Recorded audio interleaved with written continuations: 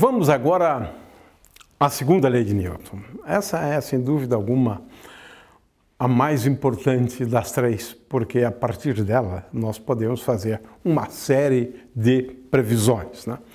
A segunda lei, ela estabelece uma relação entre a grandeza dinâmica mais importante da mecânica, que é a força, com uma grandeza cinemática, que é a aceleração.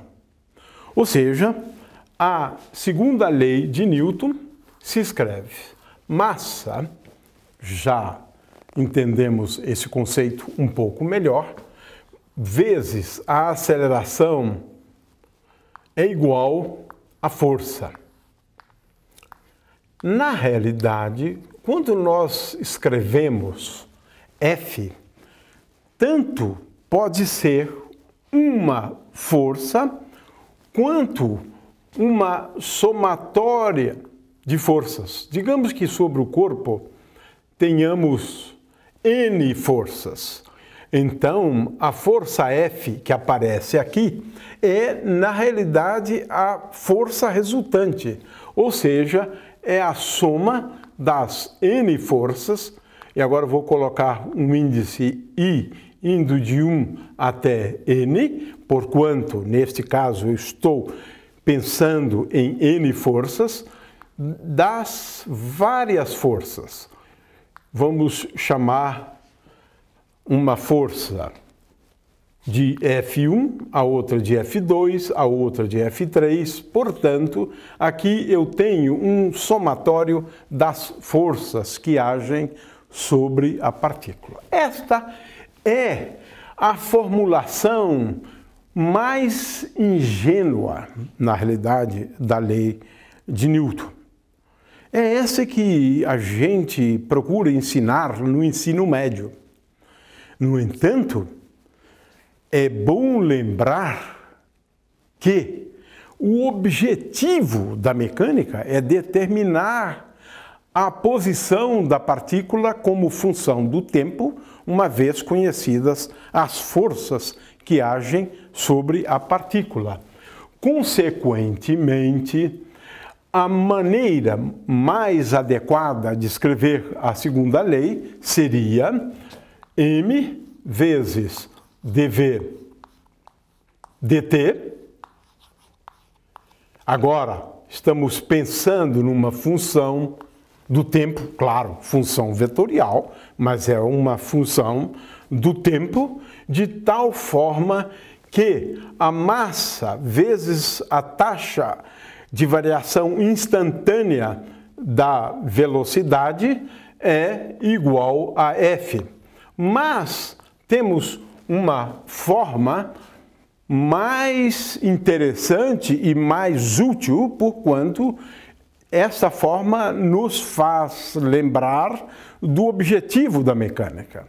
Lembrando que a velocidade é igual à derivada do vetor posição com respeito ao tempo, então a segunda lei se escreve m, e essa é a forma melhor. M vezes d2 r de t, dt2 é igual a f. Ora, quando nós trabalhamos com grandezas vetoriais, na realidade o que nós estamos querendo é escrever uma equação para as componentes.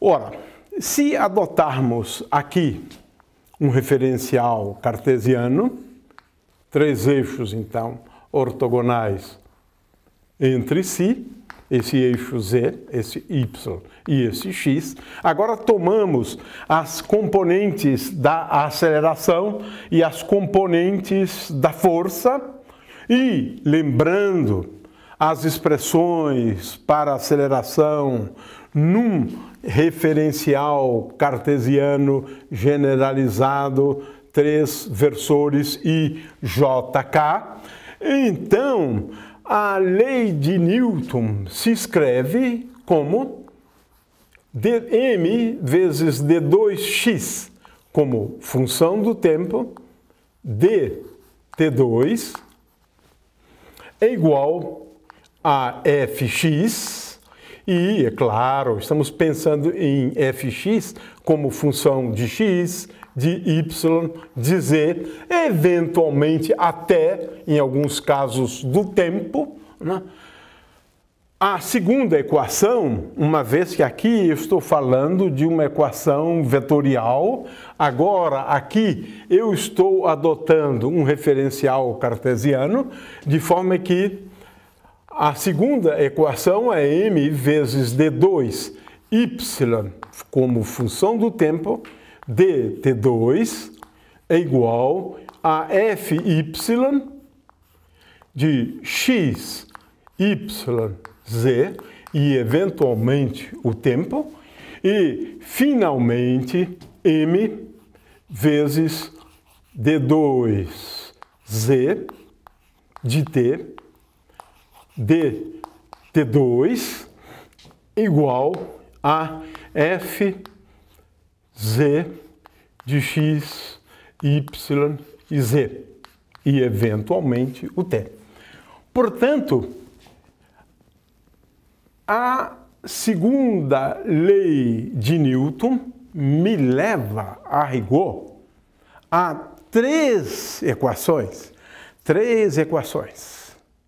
Em princípio, o problema se resume a resolver estas equações.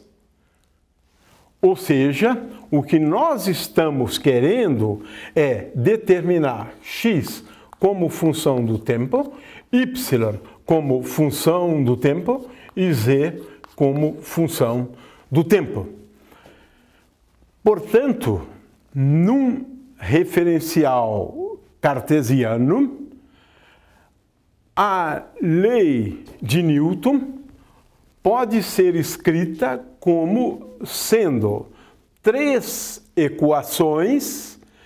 Nós chamamos essas equações de equações diferenciais de segunda ordem no tempo, e a resolução dos problemas de mecânica implica em determinar x como função do tempo, y como função do tempo e z como função do tempo.